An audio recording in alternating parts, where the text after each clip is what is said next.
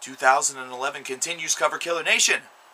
It's time for a new album review, one that was released about a week ago, so it's not new anymore, but hey, we're still reviewing it. So, yeah. The album we're going to be talking about today is Until I Feel Nothing by the band Carnifex. This is an American deathcore band, and you might think to yourself, whoa, whoa, whoa, whoa, whoa, whoa, whoa, whoa, whoa. CKN, after all that you said about deathcore, why the hell are you reviewing one again? Well, because a lot of you guys requested that I check this out, saying that I will probably find something very worthy on this album. And I have to agree. I have to agree with you guys. You guys definitely suggested something that was really right down my alley. And I think it might just be this album, because I've sampled other Carnifex albums before and I've not been as impressed. Now, does that necessarily mean that this is a triumphant album by the band? Well, let's not get too hasty. This is a 10-track, 30-minute long affair, so it's a quick one, which really, for rule number one for deathcore, have it be quick, have it be to the point, and really just, you know, wham, bam, thank you, ma'am, get it over, get it done with. They're definitely doing a good job there. Now, the band themselves said that after reviewing their past couple of records, they decided to combine all the elements of them together and try to make one big experience. And big not necessarily meaning an epic, very long length one. Instead, one that just really seems to combine all the elements of where their career has come and ball it up into their fourth release. And they were able to do that very nicely with this album. The problem that I have with this album is that while there are some elements of it that are very good, very tight, and extremely convincing, I feel that in some moments it just seems to be a little lacking. It seems like it lags a little bit, and that the great moments are sometimes overshadowed by these moments of just sort of, I don't know, listlessness that's just sort of there.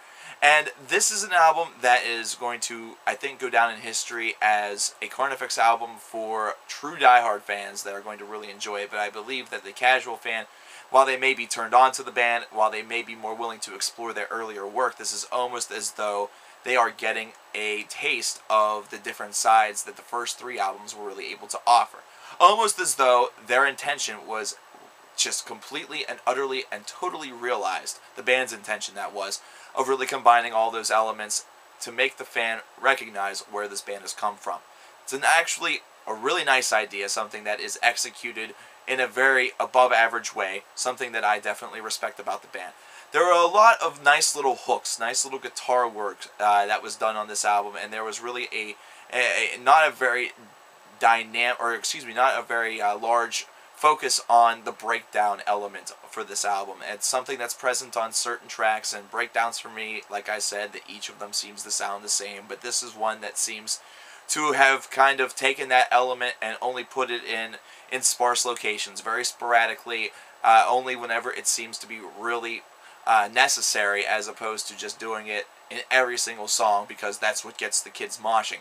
That's something that's also very respectable about this album that I enjoy about it. But like I said, there are some moments where it just seems like it's sort of just existing as opposed to really, you know, knocking me off of my feet, really just kicking my ass and telling me where exactly I should kiss theirs. This is an album that I think will be good for a lot of new fans in the fact that they will get a nice almost like gumbo of Carnifex, where they will know exactly where this band has come from. So that is a nice element. That's something that will probably annex in a couple of more members to the Carnifex army. Diehard fans will love this album because they are diehard fans, and the band has not done a Lulu-like shift in their sound where it has been completely and utterly destroyed. This is all recognizable ideas by the band combined together, as I keep saying and reiterating. I repeat it because it is a very dire and important and essential part of what this album is trying to speak to the fans. I think, though, for somebody who's maybe on the fringe, they've been, they're kind of a fan, but they're not really die-hard, this is going to be an album that's just going to seem kind of slightly above average, and that's about it.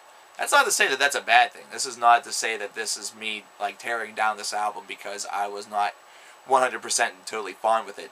It's just that it's only convincing in certain locations, and that's something that is sort of a downfall. It's something that's lingered in my mind for the past couple of days. So I think that a solid 7.75 out of 10 is a fair score because, like I said, this is not a bad record whatsoever. It's just at some moments it feels as though it's lacking something that's really potent, that's really going to impress me. So this is one of those albums where I will say if you're a diehard Carnifex fan, this is something that you're definitely going to want. If you want to check out the band for the first time, this is probably a good place. This is a good location. However, if you're just a casual consumer and you've known of the and you're aware of the band and you listen to them on occasion, this is one of those where you may want to try before you buy. Either that or just proceed with a little bit of caution, because you may get an album that you're satisfied with, but at the same time, this is a potential where did I just throw my money type of album. But that's for you to decide. That's my decision that I have just reflected upon you. I'm confused. I think I just hit my head. I think I better just go lie down.